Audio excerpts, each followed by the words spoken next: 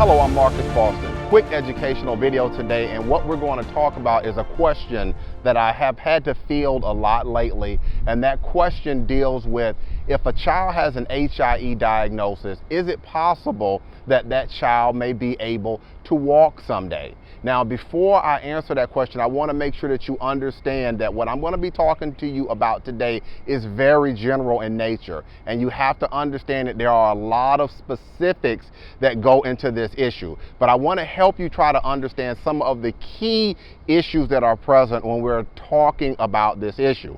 All right, so first of all, one thing that I would suggest, or what you have to take into consideration, is the severity of your child's brain injury. That is very key when we are talking about an HIE diagnosis and whether a child might be able to walk moving into the future.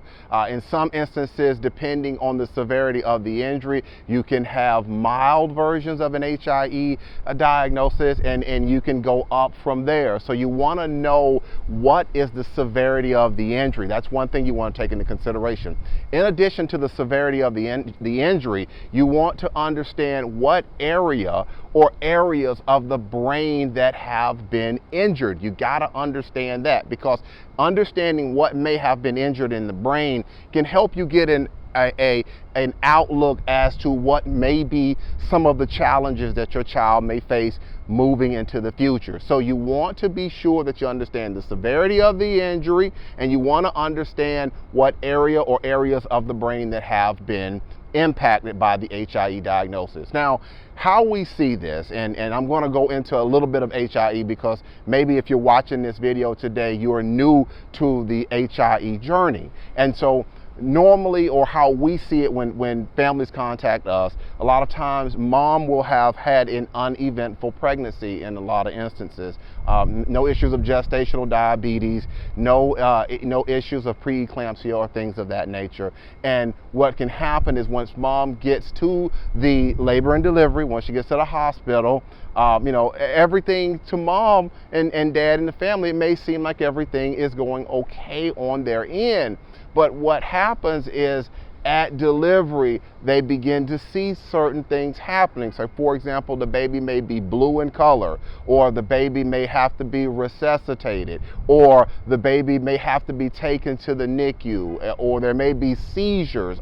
All of these things may be going on, and then parents begin to wonder, okay, what's happening and what's going on, and into the future, they may be told that their child has suffered a hypoxic ischemic encephalopathy and injury, HIE. And in its basic sense, HIE is a reduction or a reduced level of blood and oxygen, which leads to a brain injury. So I just wanted to make sure that you kind of get an idea of that HIE component of everything. So to wrap everything up, I just want to make sure that you understand that when we are talking about an HIE diagnosis and whether a child is going to be able to walk in the future, that there are a lot of things that you have to take into consideration. One more thing I want to say. We've had an opportunity to represent children who have had mild versions of HIE, and up.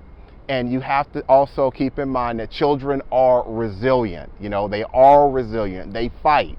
And we have been involved in representation in which an HIE diagnosis, a child has had an HIE diagnosis, and now moving into the future with the help of braces and therapies and parents that really care and are really working hard, that child has been able to walk. So I just want to just share that with you also. If you have more questions about your child's diagnosis, maybe you would like to talk with me further, there's a telephone number down below. What I invite you to do is go ahead and pick up the phone and call me. I talk with families all the time about these issues: HIE, cerebral palsy, MAS, shoulder dystocia issues, brachial plexus injuries. That is what we do, and I will be happy to take some time and listen to your story. One more thing before I get out of here. You've got to understand that we practice law here in the state of Maryland. And if you are not in Maryland and you contact me, just understand that we have to use co-counsel or local counsel. In other words, an attorney in your state, which we will help take care of, to be able to help push the case forward. So I just want to make sure that you understand the local counsel aspect of things.